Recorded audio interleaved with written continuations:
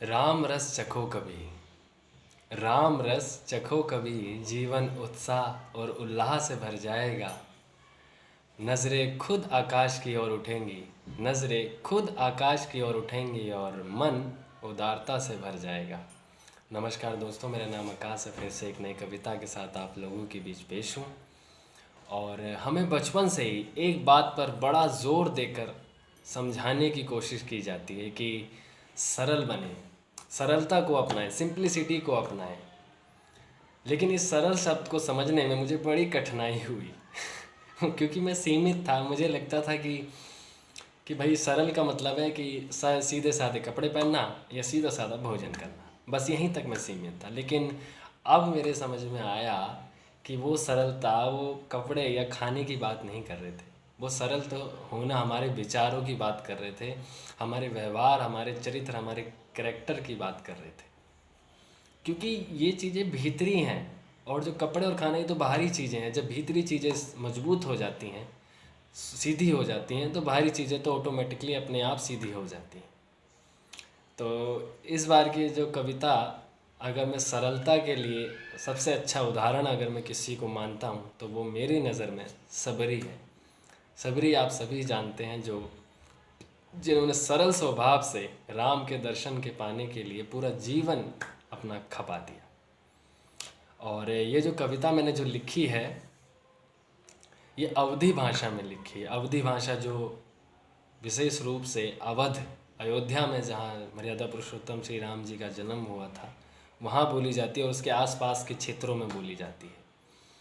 तो कविता बोलने से पहले शुरू करूँगा 4 लाइन कि कब आई हैं डगरिया राम हमरी, कब आई हैं डगरिया राम हमरी, कब पूर होई आशा नयनवन के हमरी।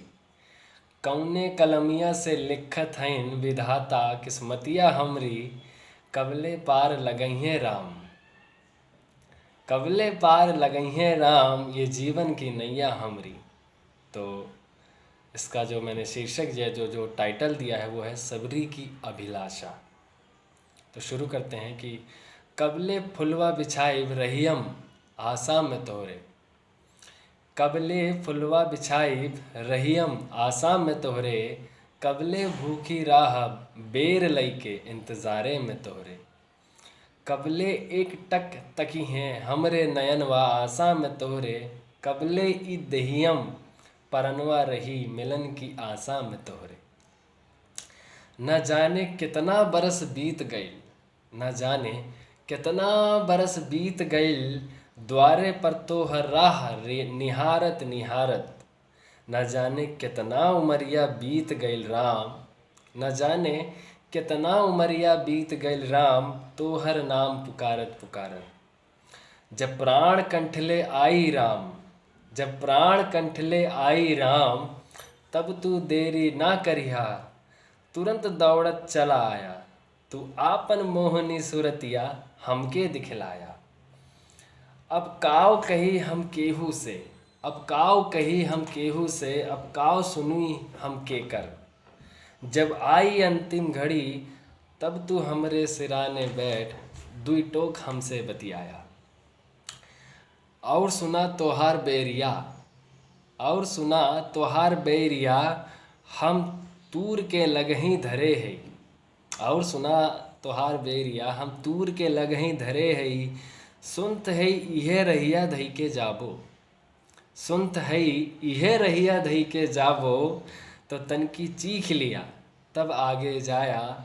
हमरी टूटी फूटी झोपड़िया में तनकी सुताए लिया तब जाया। तो कविता इतनी सी थी और आखिरी की 4 लाइनें बोलूँगा कि हे वचनधारी राम, हे वचनधारी राम, तनकी हमरो बचनिया के ध्यान रखिया। ई परनवा बिना तोहरे ना निकरी, ई परनवा बिना तोहरे देखे ना निकरी।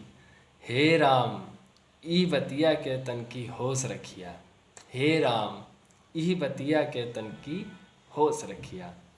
तो इतनी सी थी ये कविता और आशा है आप लोगों को पसंद आई होगी। तो इसी के साथ जय हिंद, जय भारत।